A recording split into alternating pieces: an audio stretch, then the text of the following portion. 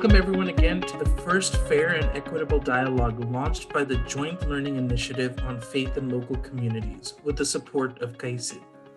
To get started, we're going to go over some technical information. This discussion will be in English only, with simultaneous interpretation to Arabic, French, and Spanish. In order to listen to interpretation, please choose the interpretation button at the bottom of the screen and then choose the desired language so you can listen to the interpretation. You may wish to mute the original audio in case you don't want to listen to the background original audio. This way you will listen to the interpretation only. In the case that you lose connection to the event, please repeat the steps mentioned above to be able to listen to the interpretation. We just want you to know that this Zoom call is being recorded. So if you wish to watch or share the webinar recording, it will be available on the KAICIID YouTube webinar channel soon. During the webinar, you are welcome to participate by writing your comments and questions in the chat. Please also raise all the questions for speakers in the question and answer box that you'll find at the bottom of your screen. I will pick the questions after the discussion. We would also like you to share your thoughts on social media. We will be tweeting about this event on the hashtag JLI Fair Equitable. Make sure you follow us. Today we are launching the JLI's Fair and Equitable Dialogue series, a series of interactive public learning events that seek to examine how faith actors can, should, and do challenge unequal power dynamics in the international humanitarian and development sectors. It aims to create space for challenging debate and prioritizing local and often marginalized voices by examining some of the context and terminology often used in these debates, from decolonization to localization, as well as the history and context behind international and local faith partnership. The series hopes to motivate a critical discussion that challenges power dynamics in the international aid sector and shifts power, resources, and leadership to local, national, and regional levels. It would be great right now if you could start introducing yourselves in the chat. I know that that's already started. Let us know where you're joining us from, what your profession is or what organization you're here representing, and what are some of your motivations for joining us today.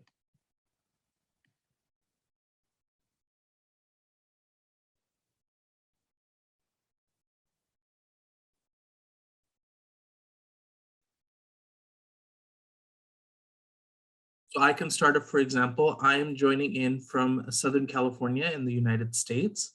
I know that our panelists are joining in from the UK, from Lebanon, and a couple of different places around the world. And it'd be great to hear of other folks who might be joining from other places.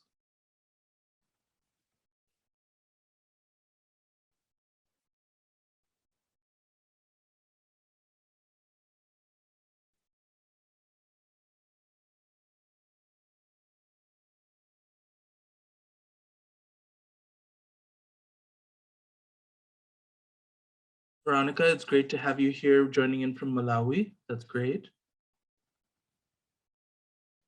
Yasmin, welcome from Vienna. Ayat, thank you for joining us from Iraq.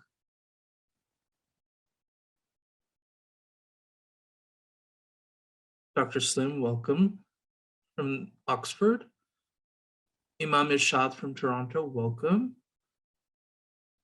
And we're seeing folks coming in from Pakistan, from Tokyo, Japan, from Kentucky, the United States, from Kerala, from Cairo, from Rwanda. Talk about amazing representation from various parts of the world. That's fantastic. And of course, Zainab from Lebanon, that's fantastic. From Syria, from Turkey, from Denmark. Great. Local communities are central agents in their own liberation, yet they continue to be marginalized in decision-making and excluded from equitable resource allocation by the international aid sector. Racist and colonial mindsets continue to permeate aid agencies and systems globally. One system is underestimating the capacities and expertise of local faith actors. Confronting asymmetries of power is uncomfortable and requires Northern organizations to be willing to give up privilege and share power. To that end, the Joint Learning Initiative on Faith in Local Communities is delighted to launch its Fair and Equitable Dialogue series with the support of KAICIID and the Fair and Equitable Dialogue Working Group. With its first webinar on Who Holds the Power? Local faith actors in the humanitarian and development sector. Our webinar will be the first one to be held as a part of a series and at a time when localization and power dynamics between Northern and Southern organizations are widely discussed. The webinar is a 90-minute discussion with 4 distinguished speakers with experiences from Lebanon, Saudi Arabia, Zimbabwe, Pakistan, the UK, and the US, and beyond. They will discuss together the role of local faith actors in the humanitarian and development sector and how they are challenging power dynamics in their partnerships with international organizations. They will also reflect on what decolonization in the humanitarian and development sector means to them on both personal and professional levels. I will start with introducing myself. My name is Tahil Sharma. I'm the regional coordinator for North America at the United Religions Initiative, one of the world's largest grassroots network of interfaith organizations, and I've been involved in doing interfaith literacy and social justice work for the past 10 years. And I have the privilege to moderate this discussion today. I'm also pleased to be in great company with some amazing and diverse speakers, starting with Kirsten Larsen, the Chief Executive Officer of the Joint Learning Initiative on Faith and Local Communities, who will be providing some opening remarks. Dr. Masiwa Gunda, the Program Executive of Overcoming Racism, Racial Discrimination, and Xenophobia at the World Council of Churches. Ms. Hera Aftab, co-founder of Our World 2. Dr. Hugo Slim, Senior Research Fellow at the La Casas Institute for Social Justice at Blackfriars Hall at the University of Oxford. And Ms. Ana Maria Dau, the Head of Research and Courses Unit at Adian Foundation. The full bios of the speakers will be posted later in the chat as they engage in the discussion. Warm welcome to everyone. So to begin, we are going to hear a few words from the CEO of the Joint Learning Initiative on Faith and Local Communities, Kirsten Larsen, who will be sharing with us a few opening remarks on the JLI's Fair and Equitable Initiatives and Dialogue series. Please, Kirsten, the floor is yours.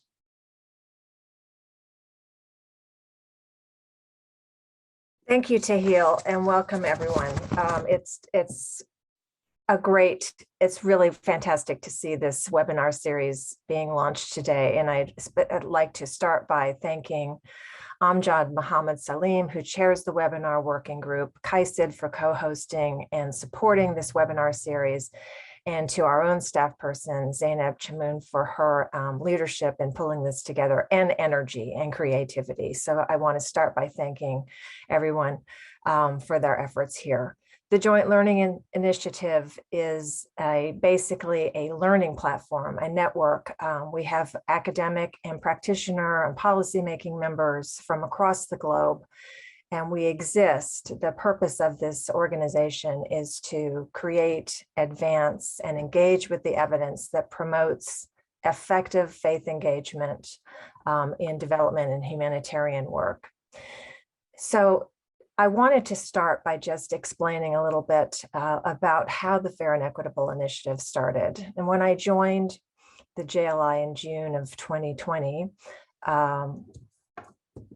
it was really quite in the middle of the COVID epidemic, the Black Lives Matter.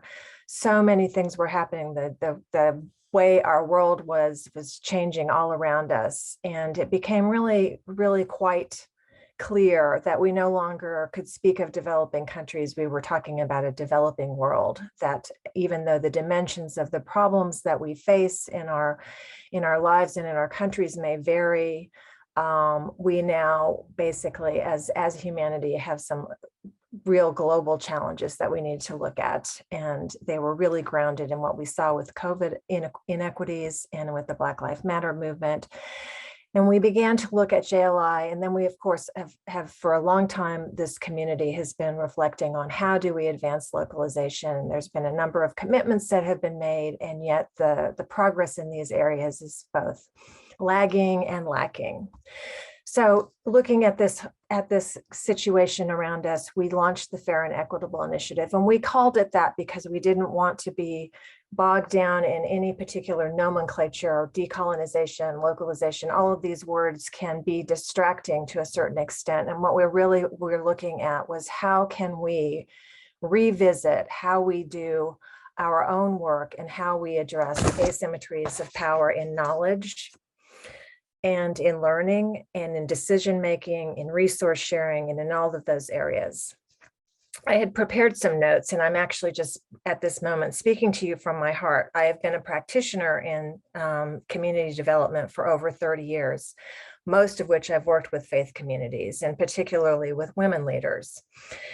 And it's our hope for this. So the Fair and Equitable Initiative has three key components. It has a faith dialogue series, which looks at theologies of decolonization, shared experiences, diverse contexts that people can reflect on their work in that way. It has what we're trying to do with regionalizing our hubs. Historically, the Joint Learning Initiative has organized its work around learning hubs where our members come together, both academics and practitioners, to look at a particular question and to create some evidence around that. As we reflected on that body of work, we saw that to a certain extent, some of that evidence work tended to privilege some of our larger organizational members and some of their donor priorities. And so the regional hubs is our effort to basically contextualize learning by asking questions about people's experience with evidence and research, who benefits from the evidence and research, and what different questions and approaches might we take if we centered that work in more localized and contextualized geographies. So that is an area of our work that we're embarking on this year. And finally, the webinar series, which you're here today to help us launch, is basically our thought space for considering these issues. And we hope that over the next year, this webinar, and we expect that over the next year, this webinar series will produce a series of ideas, recommendations, and reflections that we hope to capture as an output of this series. We're delighted to have the opportunity to bring in a great diverse range of people with perspectives and expertise. And what we really want to do is begin to unpack some of these ideas and discuss them to create a safe space for having these dialogues. And at the same time, begin to try to zero in on some ideas, recommendations, ways forwards that we can, as a learning platform, because that's what the JLI is a learning platform that seeks to engage both its own members and external partners to continue to advance progress in these areas, because we are clearly, this is where we have to be, and we have to put this work at the front and center of everything that we do. The Fair and Equitable Initiative is one of our 3 strategic priorities, and very much at the heart of what we're doing. And with that, I would like to just thank you for being here. I'd like to thank the speakers that have made the commitment to be here today. I'd like to thank all of the people who are signing in from all over the world.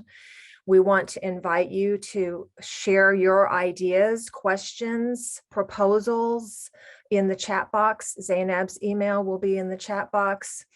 And with that, I will turn it back over, and I wish you a great experience today. Thank you so much.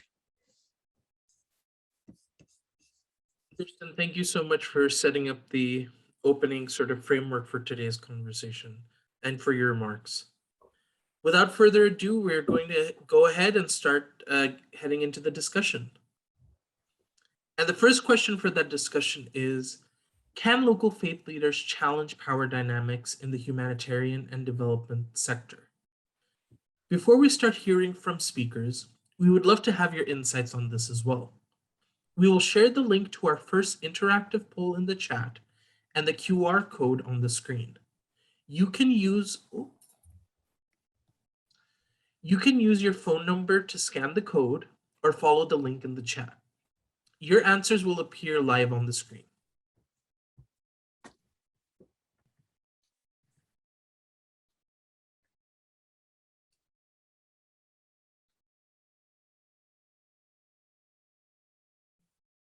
Our interpreters will translate the questions for our non-English speaking participants.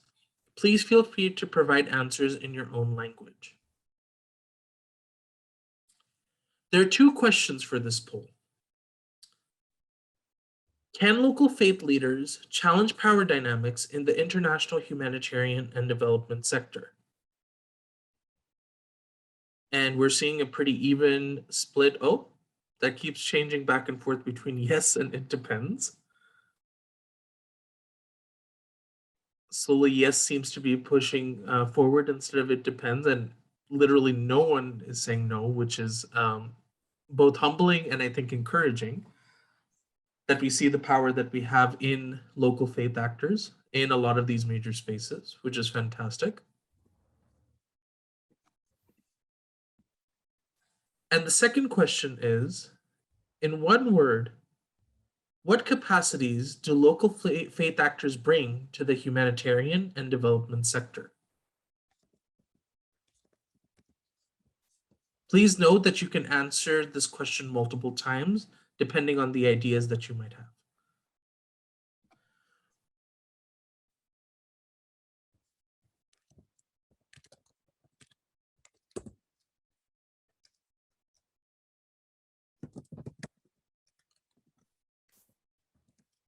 Context, experience, trust, access, commitment, humility, history, wisdom.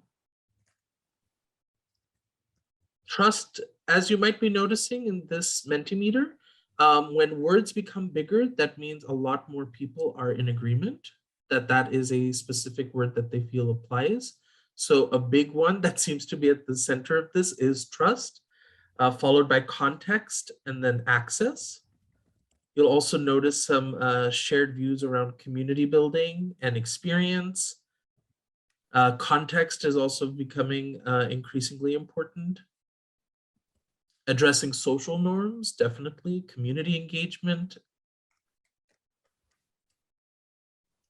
And this word mosaic is making it very clear that there are a lot of things that make this work so important and possible.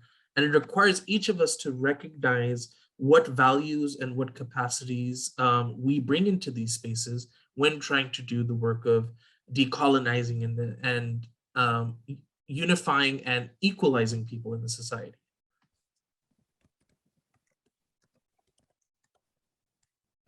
So we're really thankful for this interaction. We are going to share other interactive polls throughout the discussion, but now let's hear from our speakers. First, we are going to hear from Dr. Masiwa Gunda. Masiwa is a citizen of Zimbabwe and holds a PhD in intercultural applied biblical studies from the University of Beirut in Germany. Masiwa has published 3 monographs and an excess of 40 journal articles and book chapters. You can learn more about Dr. Masiwa from his bio in the chat. Dr. Masiwa, please share with us your ideas.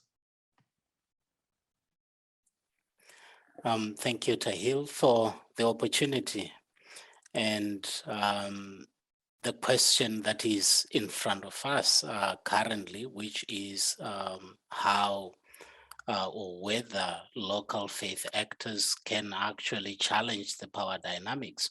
First, it is the acknowledgement that is embedded in this question that acknowledges the existence of power dynamics between the international humanitarian and these development aid organizations and local communities.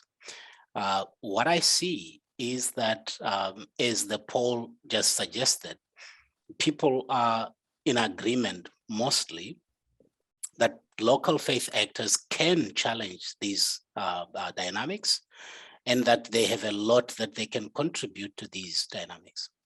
I wanted, however, to focus on how in some specific communities, these local faith actors are acting or challenging the unequal power dynamics between international aid agencies and local communities. First, having spent a lot of time working with religious leaders, in the African context, religious leaders possess a lot of religious and social capital that if development projects are to take off, they need endorsement from faith actors. And in most cases, what I have observed is a deliberate move to withhold endorsement where faith actors feel they have been disrespected or their position and status in local communities have been not acknowledged. They've discouraged grassroots participation from members of their faith communities, and they have openly challenged the appropriateness of development projects within the context of their faith communities. What this does is that in a way, it is acknowledging that in most cases, we develop projects from Geneva, from New York, from wherever, and we come and try and impose them on local communities. And faith leaders have been quite central in trying to question the appropriateness, the relevance of projects that have been developed without their agency.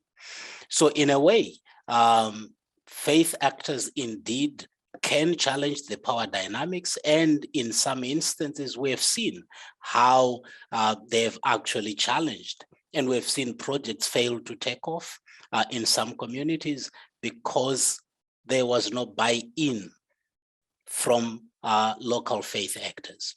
And the communities in most cases look up to faith actors because of the element of trust that emerged in that poll. People trust their faith leaders. And so if their faith leaders are trusted, people will trust what they say. So getting the buy-in from faith leaders is critical. And if we don't, then we face these challenges that we face. Thank you. Thank you, Dr. Masiwa. Appreciate those remarks immensely. Now we are going to hear from Hira Aftab. Hira is the co-founder of Our World 2, an organization dedicated to rehumanizing the narrative surrounding refugees. She is also a communication expert in the humanitarian and international development sector and has worked in Saudi Arabia, the UK, and Pakistan.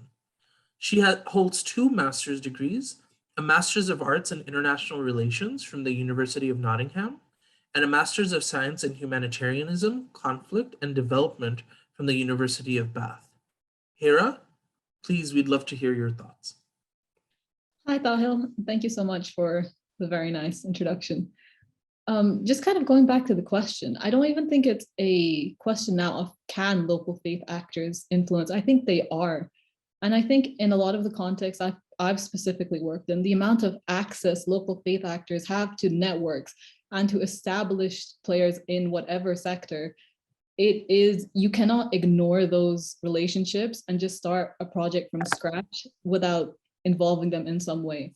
Like, for example, when I worked in Pakistan, we tried to do stuff around access to justice and telling people about their rights, but we always faced roadblocks. Even while we were partnered with local judiciary, it didn't have the same uptake until we involved jirgas, which are like the local councils and local level leadership. Only then did we suddenly see like a huge uptake in people getting very interested in the project. And prior to this, it was on the verge of failure. Like, it was about to be completely finished. But as soon as we started involving local faith actors, it came to a point that everybody wanted to know more, and we got extra funding and ended up staying for an extra year just by involving them. And I think sometimes their involvement is very muted and people don't acknowledge it as much as it should be. Just like a small case of even like they're the first and last responders in most cases. And for example, in Syria, all the international community pulled out when things got very difficult, but local faith actors were still on the ground. They still had access and they couldn't leave. And a lot of remote management started happening through them because suddenly the bigger INGOs realized that they needed them. And I think that's often very overlooked in the humanitarian sector in general. And I think local faith actors in general are also now using technology to their advantage. And I was just in Pakistan the other day, and it's incredible to see how people are now, where they've been ignored before in like the humanitarian or international development space, they're now using social media to get their voices heard in a way they hadn't before. Thank you. Yeah, thank you so much for sharing that perspective and literally being able to talk about an immediate experience like that. Appreciate it. We are now going to hear from our third speaker, Dr. Hugo Slim. Hugo is a senior research fellow at the La Casas Institute for Social Justice at Blackfriars Hall at the University of Oxford. He is also the academic director of the Oxford Consortium for Human Rights and works with the Institute of Ethics, Law, and Armed Conflict, also known as ELAC, at the Blavatnik School for Government at Oxford. Hugo is the author of 30 referred journal papers and 5 books, including Humanitarian Ethics, A Guide to the Morality of Aid in War and Disaster, and Killing Civilians, Method, Madness, and Morality in War. Hugo's new book is Solferino 21, Warfare, Civilians, and Humanitarians in the 21st Century, to be published in January 2022. Learn more about Dr. Hugo's experience from his bio in the chat. Dr. Hugo, the floor is yours. Tahil, thank you very much, and thank you all for inviting me today. So I'm obviously going to be speaking as a Catholic and not on behalf of all faiths and local faith actors. So one of the points I want to make about how local faith actors can challenge power dynamics is on the question of authority. So I think all faith actors, faith communities, have their own authority structures. And in our Catholic community, we have bishops, dioceses, parishes, and of course we go right up to the top to the Pope and to a global authority and global leader, as many other faiths do as well. So religious actors have their own community, their own society, their own authority, and primarily they answer to them. And I think this is important. It's implicit in what Masiwa and Hira have already said, because it means they are not primarily responsible to the Western secular aid system. And I think they have a faith as well, which suggests to them and which they know that salvation is going to come from God and not necessarily from secular Western authorities and aid, even if it helps a lot sometimes. So they have that different sense of who they report to in very banal terms, if you like. I think another reason that they are going to be able to resist and challenge what we might call colonial power structures is that they also, as a religious community, have very deep religious duties of mutual aid to one another. So they will always be working to help one another and their neighbors and their communities, regardless of what the international system is doing or not doing around them. And then speaking from the Catholic perspective, I think we have a concept of subsidiarity, which is a bit like the jargon of localization in aid theory. And this says that power runs down in Catholic hierarchy and church.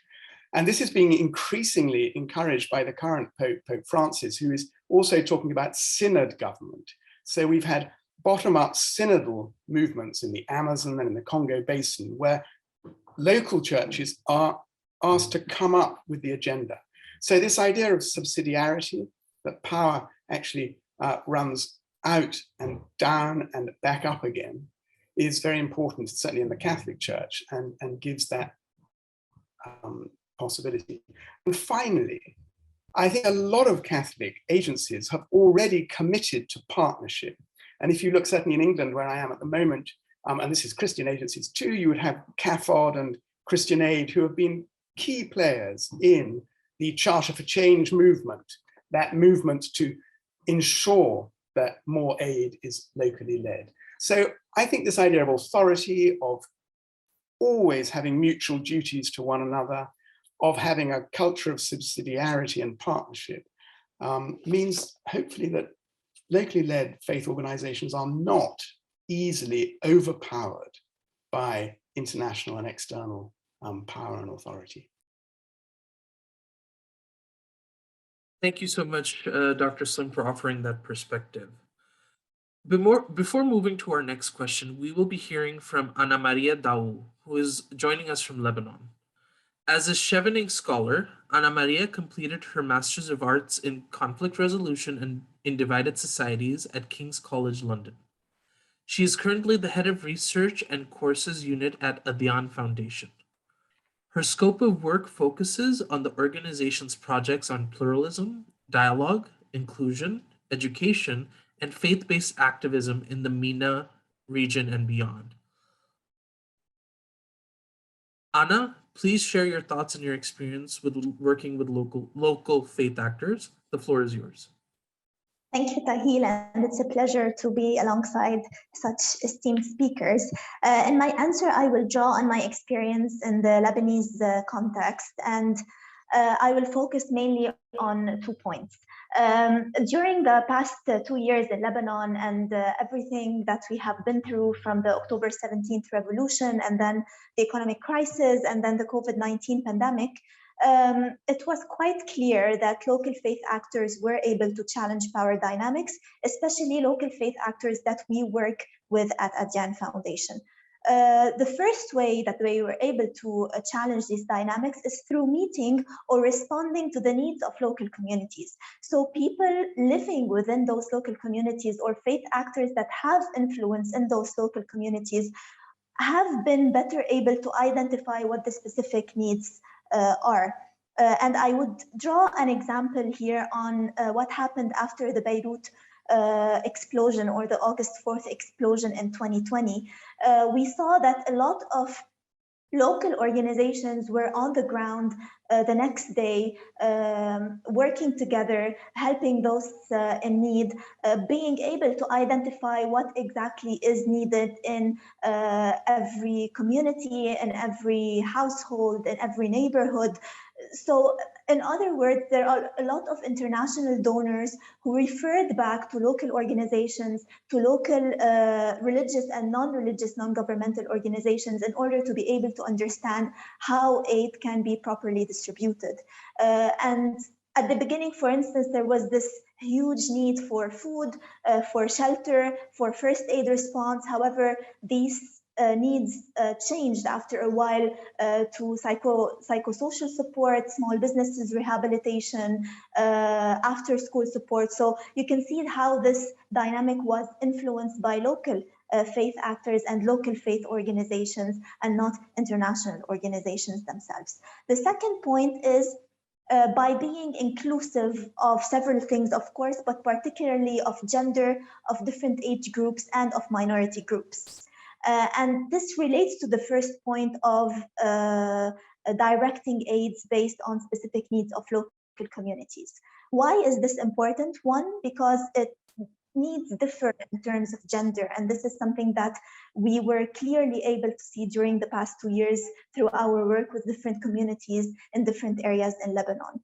The second idea why this is important is because youth and community leaders, grassroots organizations are always able to adapt and to develop innovative approaches. And this was also clearly seen when everything shifted online because of COVID, and there was this increase of need of aid, and grassroots organizations were able to adapt accordingly. And the third idea is because of the influence of religious leaders, organizations, and faith-based activists, as Dr. Masiwa was pointing out, these are those organizations, those people are still relevant, especially in specific areas in Lebanon and in the MENA region in general. So when we say development is irrelevant to religion or faith-based or aid in general, this is completely wrong, because we can actually see the influence of these people. Thank you. Thank you so much, Ana Maria. And, in thinking about a lot of the comments that have been shared so far for this first question, it's important to think about two things. First, the history of grassroots faith actors in their role for social change has been significant, even if history has not been willing to share that history.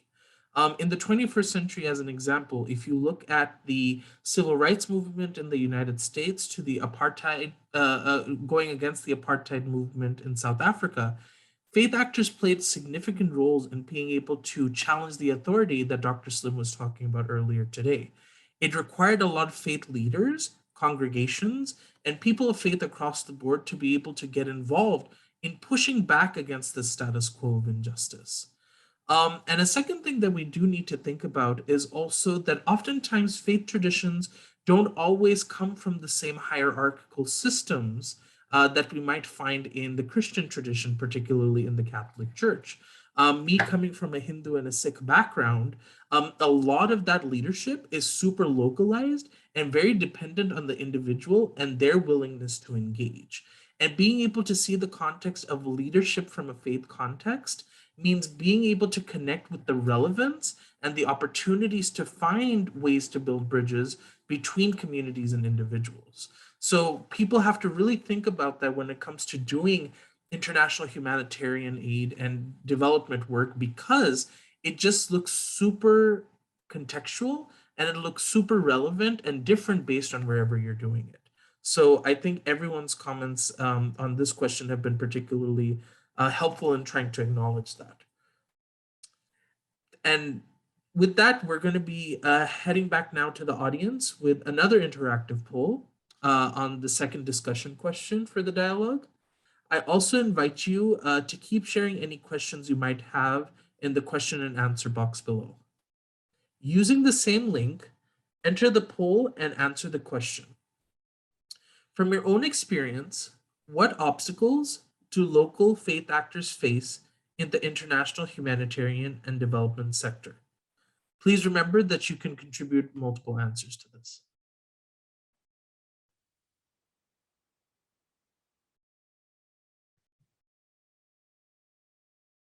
The glaring obvious answer is definitely resources. There's an endless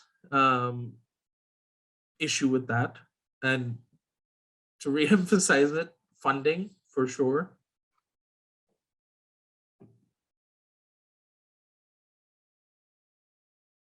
Religious illiteracy and tension between faiths, that is very important. Misperceptions and misunderstandings do often come up.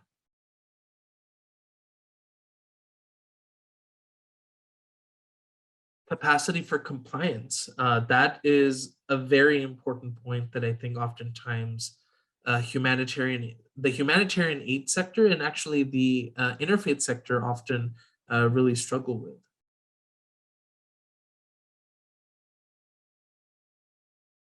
Bias to faith actors, great.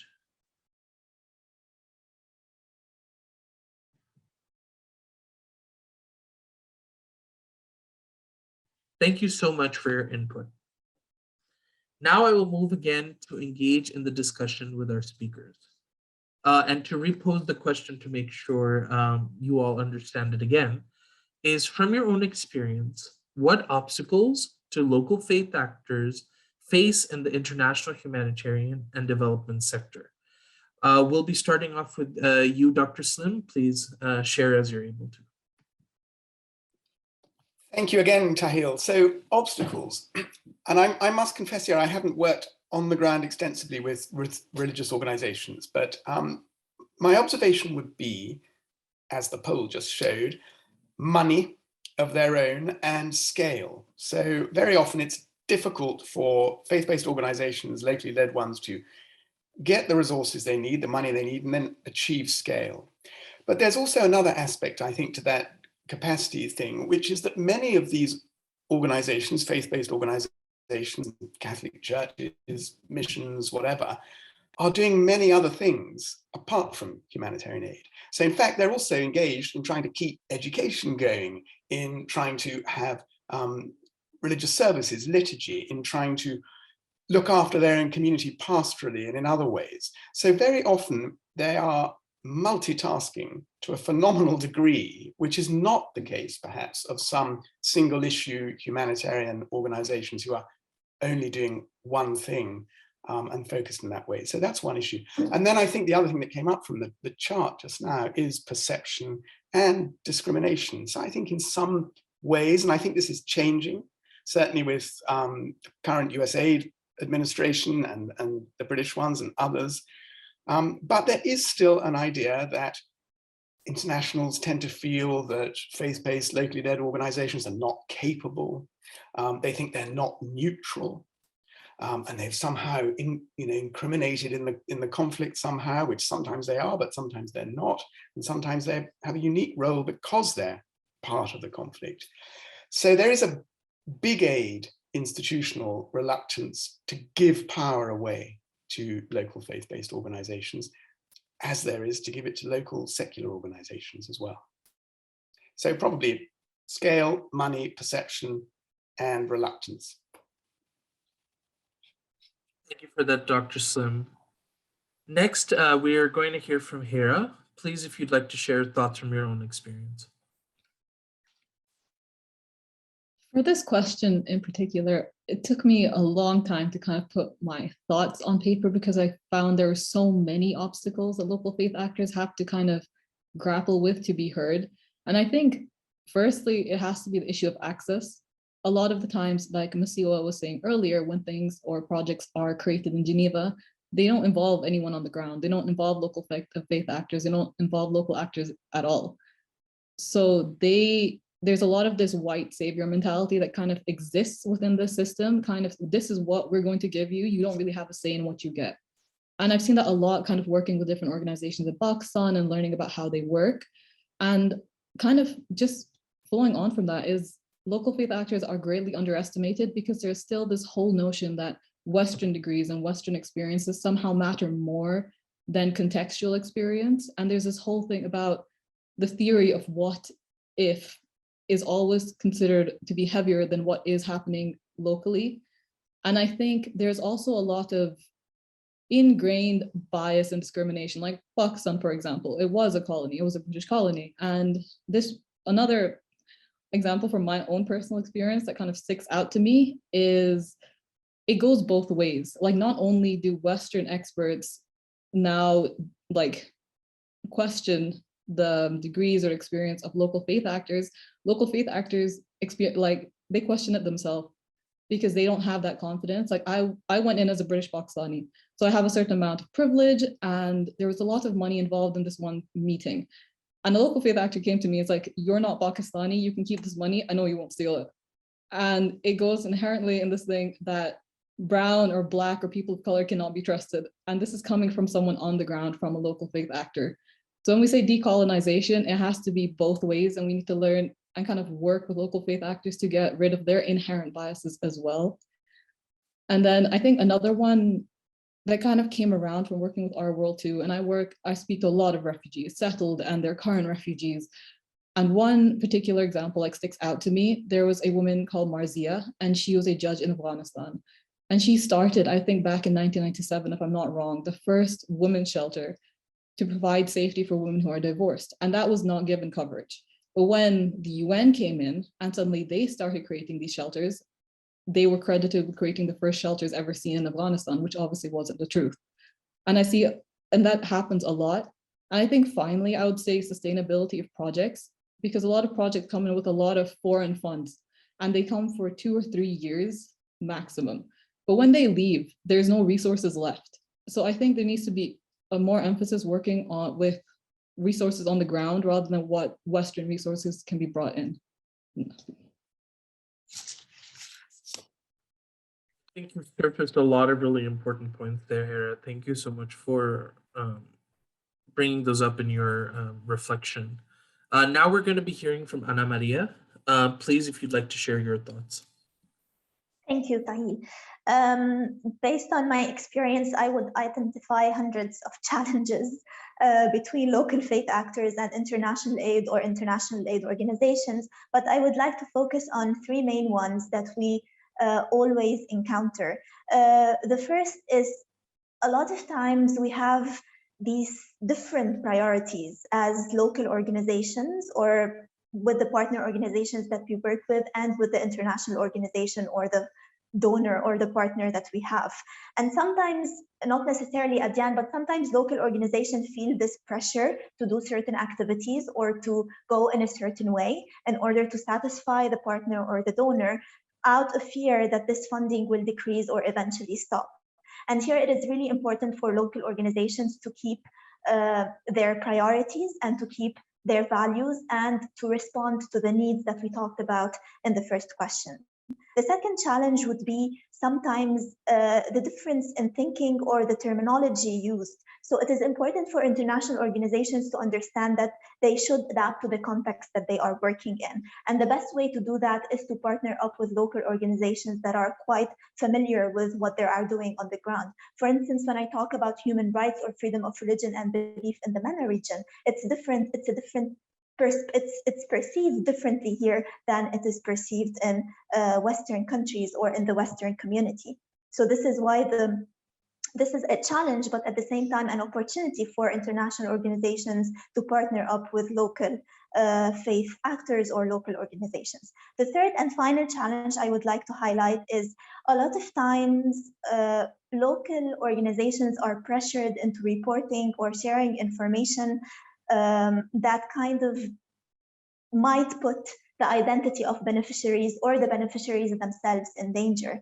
And this is something that we always face in conflict countries, especially in areas, for instance, in Lebanon, where there are a lot of conflicts and there are projects that are running there. And whenever something happens, the donor or the partner might want more information, more insight on what is going on, which is not wrong because it's important to understand the context. But at the same time, one should know, should understand that there should be a balance between protecting the identity of the beneficiaries, protecting what they are doing, and keeping them encouraged to do what they are doing, and at the same time reporting back and trying to understand how to make this project or how to make this project better or how to better direct funding in a certain way. Thank you. Many thanks, Anna. Last but not least, we'd like to hear from Dr. Masiwa. Dr. Masiwa, the floor is yours. Thank you, Tahil. This is an interesting part, and my fellow panelists have really touched on all the or almost all of them. The first that I've had, which I also had, is the power of materialism that the humanitarian and development sector uses to undermine the moral authority of religious or faith actors. Because in some cases, it's really been upholding values or finding a cup of rice. And this is the kind of reality that faith actors have to engage or have to encounter in their communities, where material things are promised to people who might begin to disrespect, to disregard, or to question the good intentioned motives behind what faith actors might actually be promoting. So that's one. The second is the collusion that sometimes exists between political players and international humanitarian and development sectors, players, where programs and projects are negotiated between the international humanitarian and development sector and political players that are seeking office, thereby creating almost like a community bribe of some sort that disregards a lot of other things that faith actors sometimes do promote and advance, which is actually sustainable in the long term, which is good for the community, but not good for the politics, because the politics is short term. The faith actors are in most cases looking at the long term, the sustainability and all that. So that's another of the challenges that faith leaders that I work with do highlight. Then there's the question of the untranslated and untranslatable development language. I mean, we have all these technical concepts developed elsewhere, and that do not simply say anything in some communities. And because of that, how can faith actors buy into projects whose concepts they barely understand? So in a way, that's key. And finally, the Eurocentric understanding of development. This idea that development is only development if it agrees with the definition that has come out of, I'll just say Oxford, because I have a brother that's sitting next to me here, and we all know Oxford. I mean, growing up in Zimbabwe, we knew Oxford, we knew Cambridge, and so on. So if you come up with a definition that's found in the Oxford dictionary, and you bring it to my mother in the rural areas of Zimbabwe, how is that going to work? And so these, for me, are some of the key obstacles. I mean, we could say a lot more, but I think these, for me, really tie in with what my fellow panelists have already indicated, and part of the things that we need to focus on. Thank you. Thank you, Dr. Masiwa. You've actually also brought a lot of important points that come to mind about this point about decolonization. We aren't just talking about a reality of, colony is now being officially free. We're also talking about decolonizing language. We are also talking about pushing away from bureaucracy and red tape and trying to create paper trails that we do not have infrastructures to create. Trying to, decolonize the politics of kindness that are often brought into spaces just because you're trying to save grace for decades, if not centuries of oppression, to only do a 2-3 year project and say, oh, we've wiped our hands of the situation, now we're helping to decolonize. It's actually a much more generational approach to how you're trying to really impact the ways that the communities, find their power, and at the same time, to be able to say that I'm actually taking an active role rather than in a very passive one, and letting them own the power rather than feel like I'm doing them a favor, rather than making it a politics of convenience as well.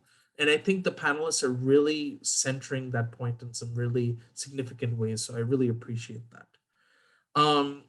It's great to listen to such a diverse range of perspectives, each one highlighting some important points about your positionality and experience. And now we're going to be entering that last question for the day. And I'd like the speakers to reflect on what does decolonization in the international humanitarian and development sector mean to you and your organization? This is a big and complicated question for all of us.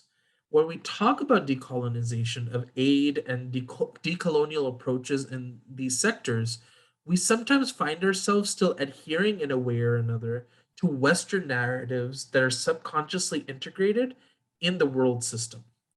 So our participants are invited to also reflect on this in the chat, but I'd like to invite the speakers to take the floor when they're ready to answer.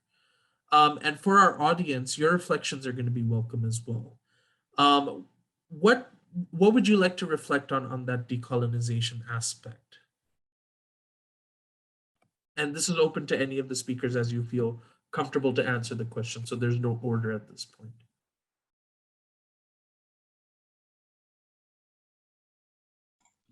I can go ahead here. That's fine, you go ahead.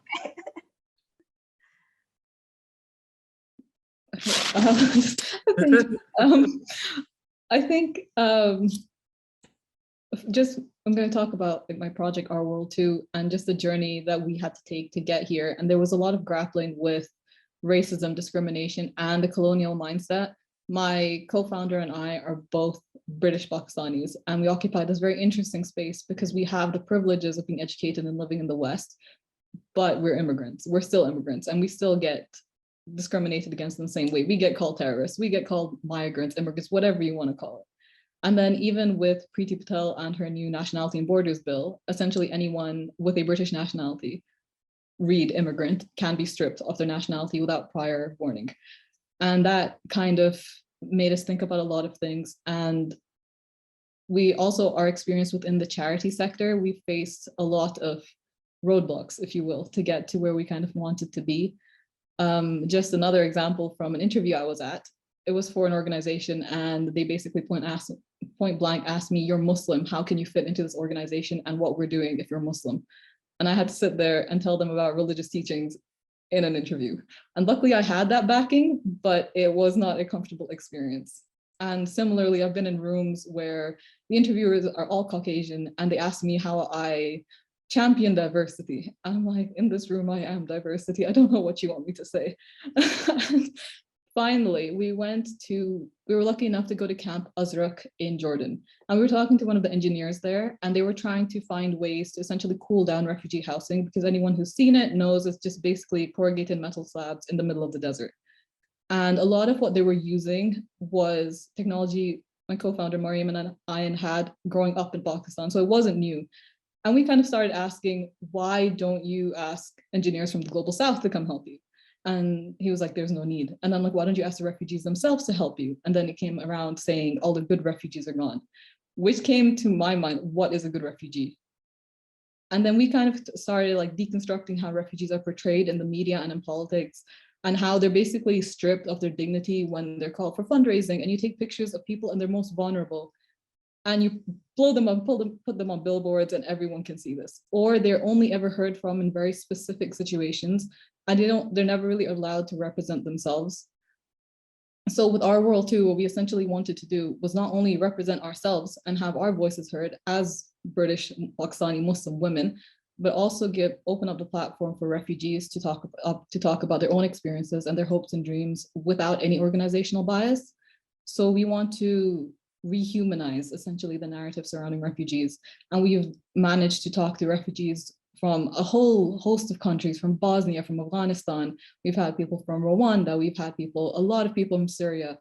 And just hearing from them and how the humanitarian sector has essentially forgotten them, because they're 21-year-olds, they have no hope for education. They aren't getting, even though there's money being pumped into countries, even host countries, for their education, they're not getting any. And when they're asked about it, their voices are just marginalized, and they never make it to the reports. So they never make it to the donor meetings. And that's kind of essentially what we wanted to do. And we want to break down the stereotypes and allow for representation. And I think to us, Our World Too, and our small, whatever we're trying to do and help the world decolonize approaches, is definitely to do with representation, not only for ourselves, but allowing refugees to represent themselves.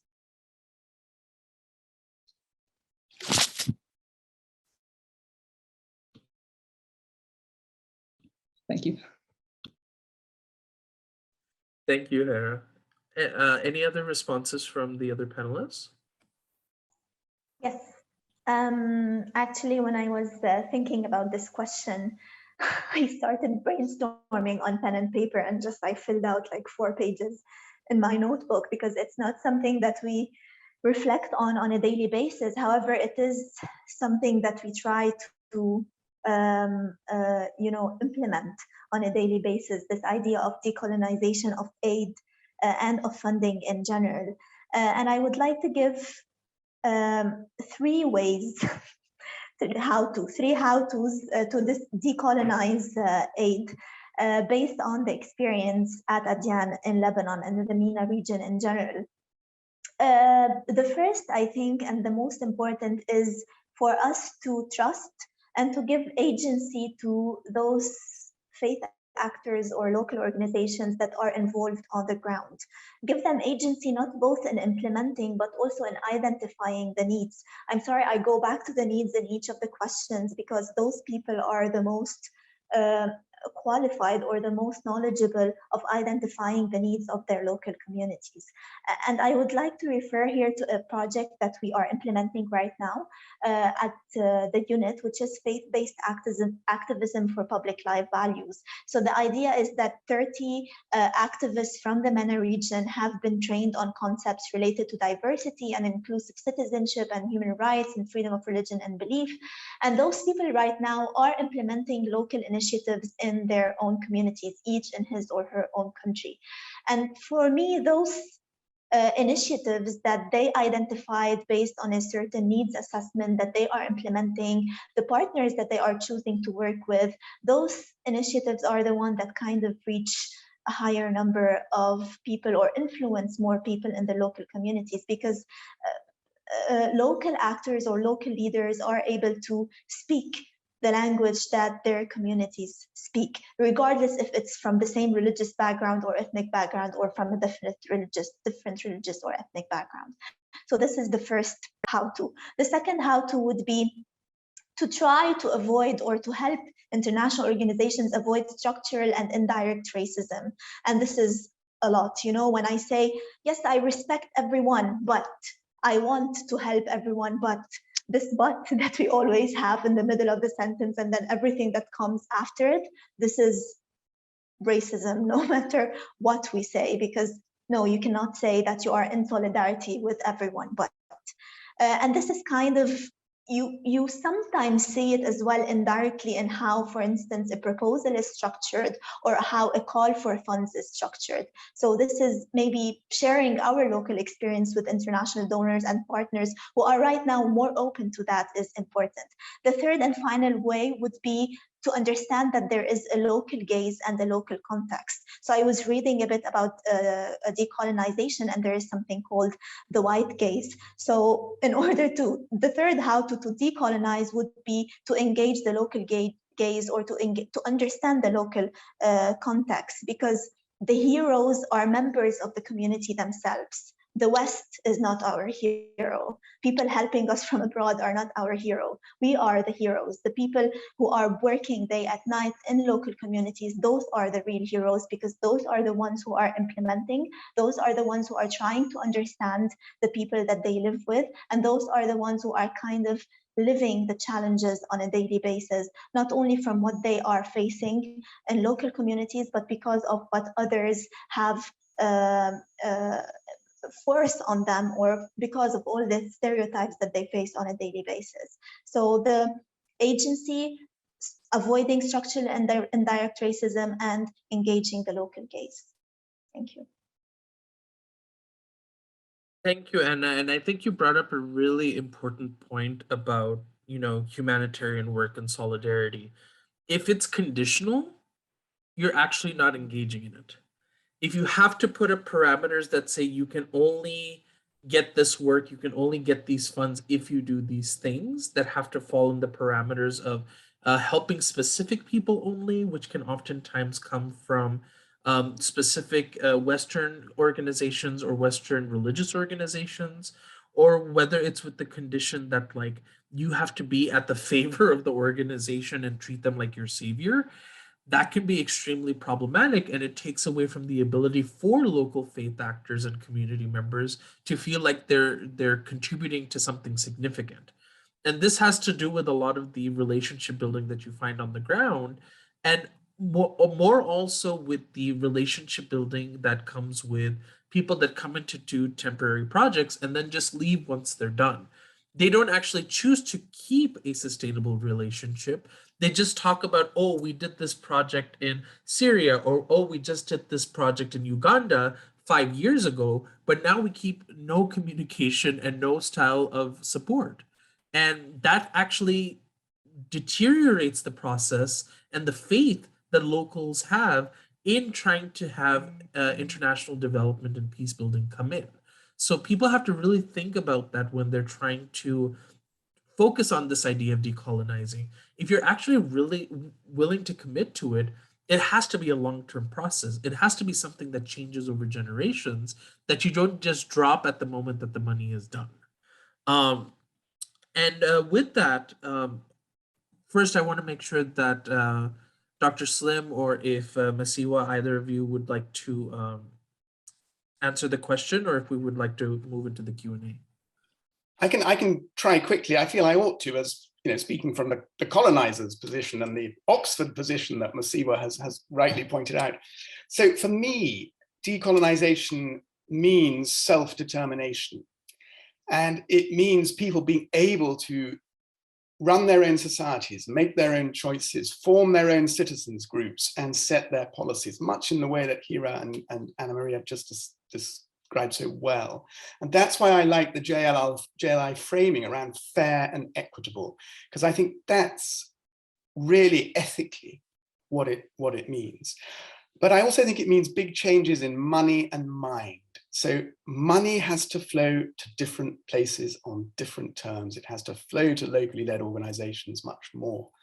And minds have to change. And I think, listening to what others have said earlier, that means changes in mindsets of superiority and inferiority, because we've heard about both today. So people's minds have to change about one another and about themselves.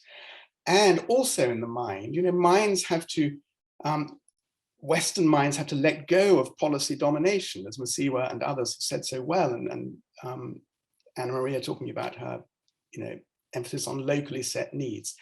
The minds in play have to change as well. And I think it also means people like me stepping back. It means, I shouldn't be doing so much, I shouldn't be talking so much. And I think also it means dismantling and transforming these huge international aid bureaucracies, which have regulatory capture and financial capture over the humanitarian sector anyway.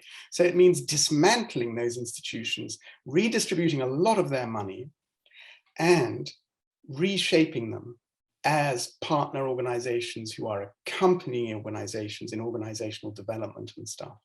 And I just want to, because it's interesting that Hira raised the elephant in the room, which is often in this discussion around corruption. And I want to just put that on the table too, because of course this is a huge break against passing money away. But it's not a Western Southern problem. We had a major announcement in Britain today and we've had the biggest humanitarian aid program in our history in the last 18 months because of COVID, hundreds of billions. And the government announced today that at the minimum, they estimate we have lost £6 billion of government money to fraudulent activity in the aid program, Brits ripping off Brits. So I think we ought to all put corruption on the table and, organize around it in some way and not make it the sort of secret reason not to share money around more and power. Thank you, Dr. Slim, for sharing that. Dr. Masiwa? Yes, thanks. I think quickly, there is a historical connection between aid and colonization. And that's why the issue of racism came up, which is what I am mostly working on in the World Council of Churches.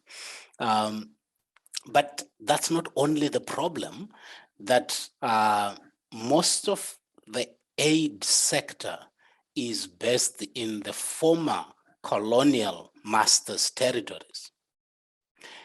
What this does is that it brings again to light a continuing connection between the aid sector and colonization, or neo-colonialism if you want.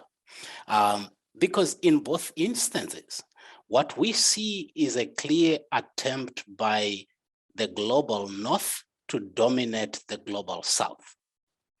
And I was smiling when either Hira or Anna Maria was speaking about billboards, for example, because I have traveled across Europe and I've seen billboards with young Black African children with their mouths open, with flies in their mouth and so on.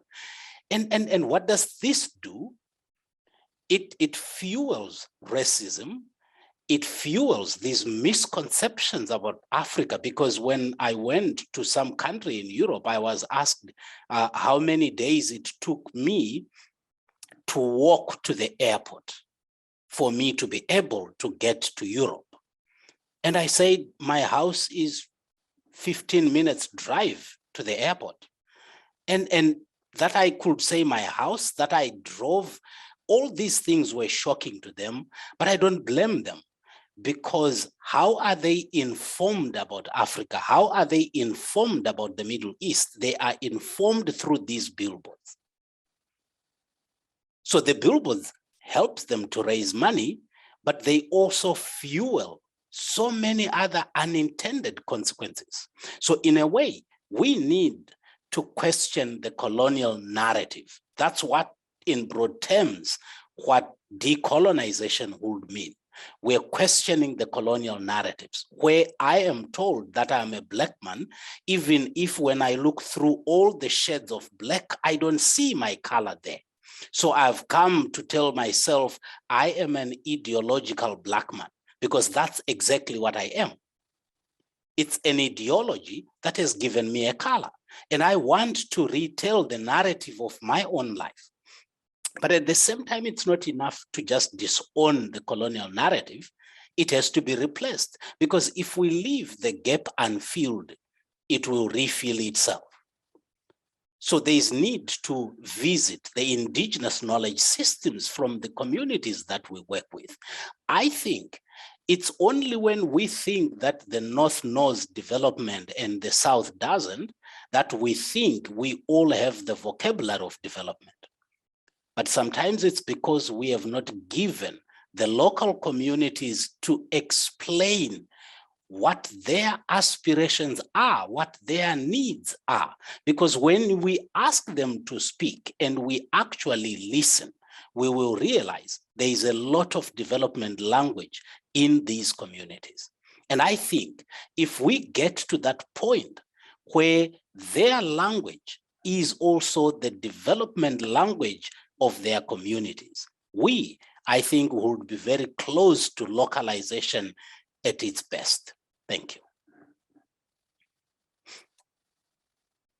Fantastic points, Dr. Masiwa. I think a lot of what you've mentioned is a part of, I think, a continued, much deeper conversation about decolonizing, but also thinking about those actions that require us to really see the depth at which, humanitarian work is not actually humane. And it's looking to actually be more divisive than ever before, based on handouts, based on the inability to trust people who are doing the work that needs to get done. So I'm really thankful for all of the speakers and what you've been bringing into the space, especially with this question. We've received some questions for our speakers today, so I want to be sure that we get through at least a couple of them before our time ends together. So the first question is posed to Ana Maria from Girgis Salwan, who asked, could you please give us examples in Lebanon, essentially after the blast that took place on August 4th? And I guess the specifics of that question are a bit lacking, but I think you might have brought up some stuff about doing the localized work that you did in Lebanon with local faith actors. That could be in relation to that. So being able to hear your perspective would be great.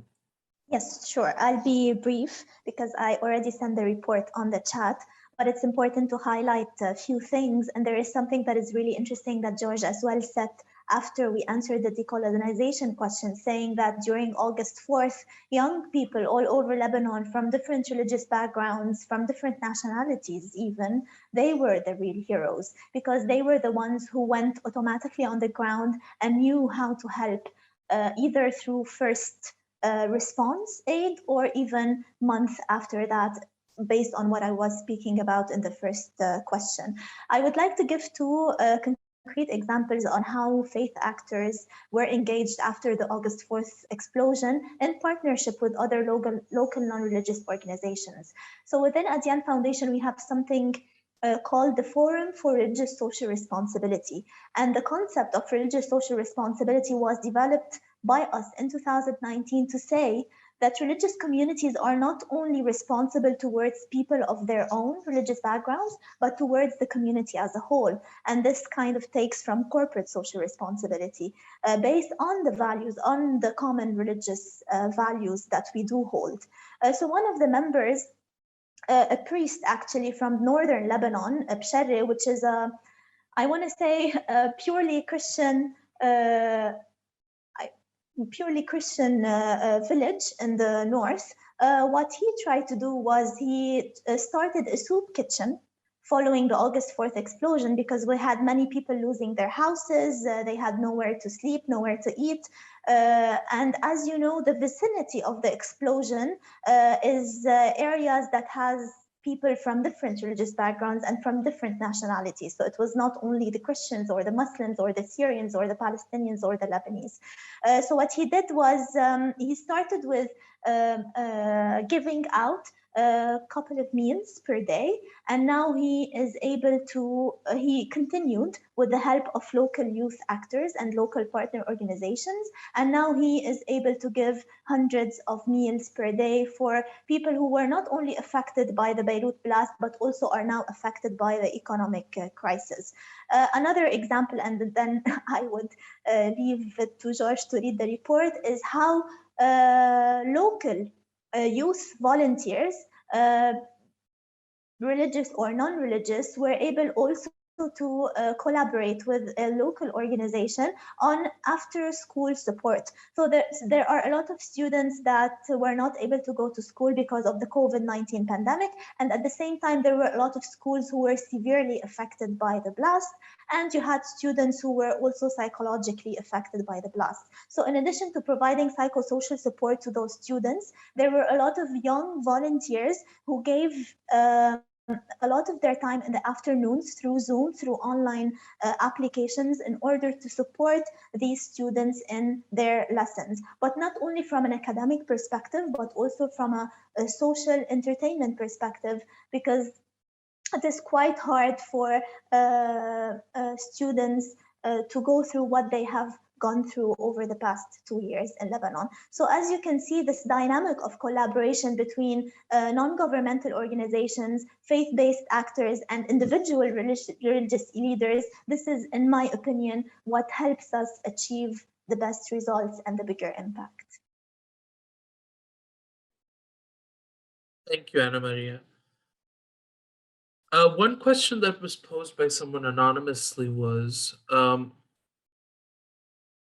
one of the reasons why there is power inequality is that there's ideological differences.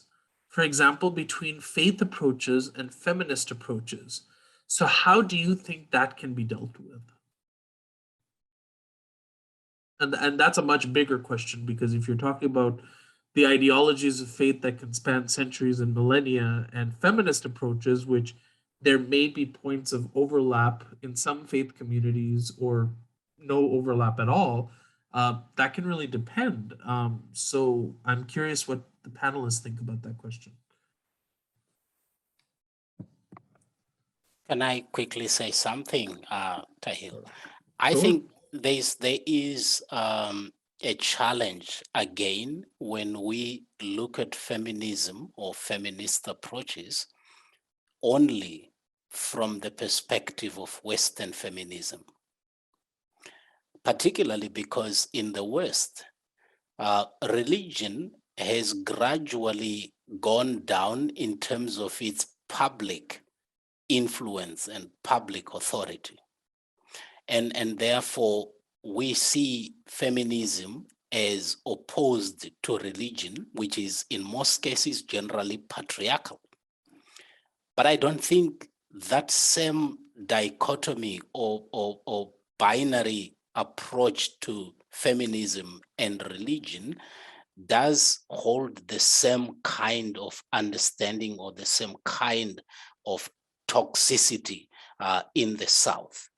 So, and part of the challenge is that if any kind of feminism is not exactly the same as Western feminism, then it is considered as not being feminist enough. So again, we come back to how we need to have local narratives, because the idea behind feminism is to find a way in which women are respected, women are acknowledged, the humanity of women is not seen as something of an extension, but rather as substantive as the humanity of men. That is the essence of feminism. Now, if it is that, I'm struggling to see a religion that would say from the word go, we cannot engage in a feminist kind of engagement.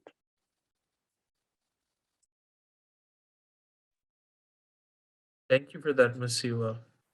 Any other contributions? Sorry, just kind of going on the back of what Dr. Masiwa was saying. It is very true. I am a feminist. I'm also Muslim. And I think a lot of the times within the aid sector or the charity sectors where I've worked, people look down on you because you're not free, or you don't have the same kind of, you're oppressed, you have your hijab on, like your parents must be forcing you to wear it. And there's a lot of that narrative that gets taken then into the global South, and they try to perpetrate some, like, I think values which essentially are incompatible with what people are trying to say. And just judging from like a specifically like Muslim standpoint, Islam is essentially quite a feminist religion. It's just that Western narrative have so badly misrepresented it. A lot of people don't take the time to go read what it actually says, and they just suddenly believe all women in brown countries are oppressed. And then they need to save, I think this was from an article actually, I can't remember who wrote it now, but basically it said that we need to save brown women from brown men because the source of all evil was brown man, and women were being oppressed because of them. And then a lot of those aid charities go in with the same kind of notion, and they're helping and doing a lot of like women empowerment, but it's not really empowering anyone if they don't take into like account local customs or religious customs and how development can look very different. Not everyone has to follow the Western model of development. It can look different. And I think that was kind of what I wanted to say. I would like to add something, Tahil, if that's okay. Just quickly. This question always amazes me because we always pit feminist approaches and faith approaches against each other, because this is the narrative that we have been growing up on, listening to in the media and the news, whether local or international. And I'm not saying that the implementation of certain maybe religious texts or religious teachings are sometimes misinterpreted or are sometimes negative. However, because we always see those are on opposing poles, we never try to bring them together and see what kind of common values faith approaches and feminist approaches do work on. This is why we always see them as enemies rather than maybe trying to find a common point or a common balance between both. So the first step, if you want, towards changing these power dynamics or these inequalities is to rethink both of those approaches in a way that is positive and not in a way that is negative.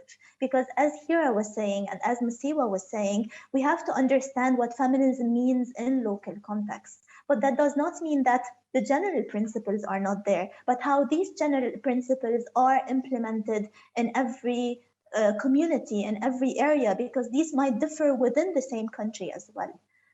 So it's always, in my opinion, good to tackle these questions from a positive perspective and not from a negative one. Sorry.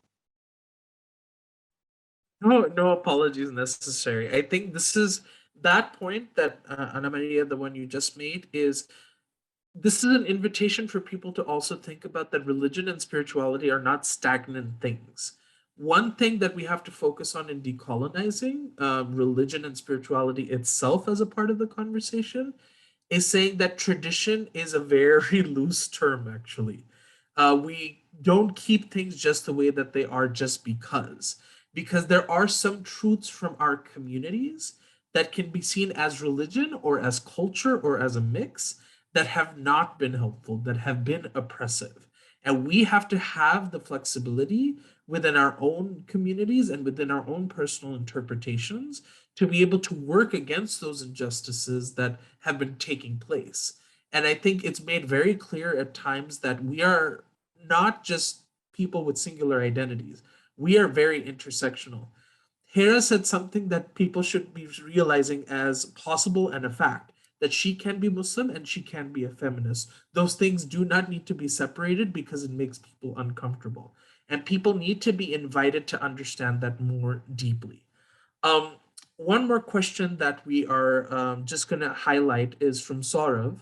And this is for anyone to answer in the panel. Saurav says, thank you so much for this terrific conversation. So great to see so many friends in this conversation. And I think I know which Saurav this is. So hi, Saurav. I'm interested in getting your thoughts on how, in our efforts to decolonize and localize, we can avoid perpetuating the same colonial hierarchies. For example, in the context I'm most familiar with, even the so-called local actors often come from elite circles in metropolises or from capitals rather than local and or rural communities. They come to influence localization efforts because of their personality and connections with donors or aid agencies, and because of the ability to talk the talk. What are some ways we can truly dismantle such hierarchies and center the communities most impacted and ensure that they are part of producing knowledge, diagnosing problems, finding solutions, and leading efforts in making decisions? So, really easy question nonetheless. Can I try first? Please, by all means, Dr. Slim. So just quickly, I think that's absolutely right. I mean, I think very often when you get that sort of change, you're swapping one elite for another elite. And I think the question is really important for highlighting the significance of class in the aid game generally. So I think that's very important. I suppose where I stand on this is I'm quite a fan of the middle class, actually. I don't beat it up as much as Karl Marx and others do. I think you need change from the bottom up, the middle out, and the top down. That's usually how you get effective change. And I think middle class activists have often created extraordinary social change. So I don't think it's about demolishing, the middle class in that Marxist way, not for me anyway. And I think that's the other question, is it's up for societies to work that out. I think if we're talking about self-determination, then that is a challenge for the given society. How does it want to organize its life? How does it want to organize its social order, its humanitarian order? What does humanitarian citizenship mean? So I think in a way, that's not an international problem so much as a national problem about how people decide who should lead and change and be resourced in their country around aid. Thank you, Dr. Slim. And because we are hitting the end of this conversation, a very critical one and one that could, I know, keep going for hours, it's important for us to respect your time and your availability to come today. So we'd like to have the audience's thoughts on what topics you'd like the Fair and Equitable Dialogue series to address in upcoming webinars. We'd like you to scan the QR code and follow the link one more time in the chat to share any priority topics that you'd like to see addressed in upcoming discussions.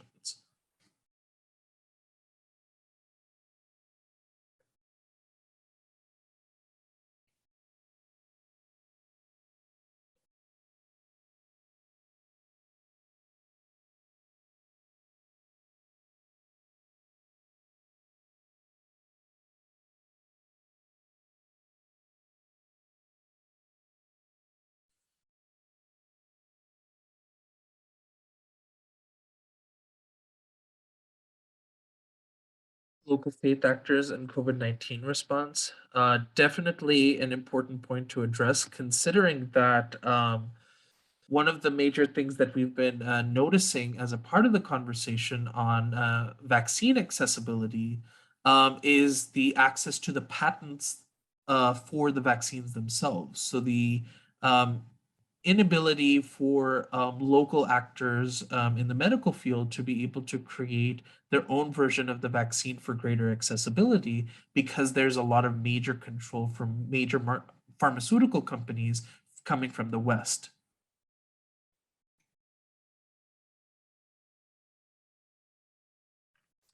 Local faith actors in an Asian context, I think that's going to be a major point of consideration for the regional dialogues, but that have some major points that I think other communities can definitely reflect on.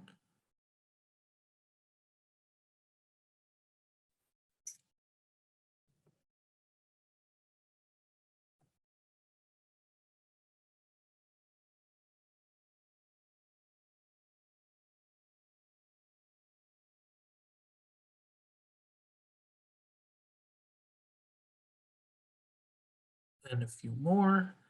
How to support faith actors in social movements? Absolutely. National level platforms on interfaith coordination and collaboration. There are quite a few countries that do have offices for that kind of work, and that do a lot of collaborative work with local faith actors. So that's definitely something to pay attention to. Successful models of localized work, that is an amazing thing to be able to emphasize. Faith actors and cultural heritage, definitely. Sustainability of local faith initiatives, I think that could be in itself a series. And evidence of accountability for international localization commitments, perception of this evidence from diverse faith actors, local to global. Yeah, these are some great topics. And I think this is a great note to close the webinar on. I'm really thankful to have been able to help facilitate this conversation. And if you've missed any part of it, or you want to make sure that others that might have missed it get access to this, please make sure that you revisit the KAICIID YouTube channel for when the video is uploaded. I would like to thank our speakers and partners at KAICIID, and especially the audience for participating and being part of this event. And because we want this series to be led by you, I invite all of you to fill out the survey that's going to be put in the chat in just a minute. We want to capture your feedback and ideas so we're all together as a part of this journey for faith and equitable dialogue. So we hope to see you at the next dialogue that we'll be hosting soon. Please keep an eye out on our social media for any new announcements. Thank you so much and have a wonderful day and weekend.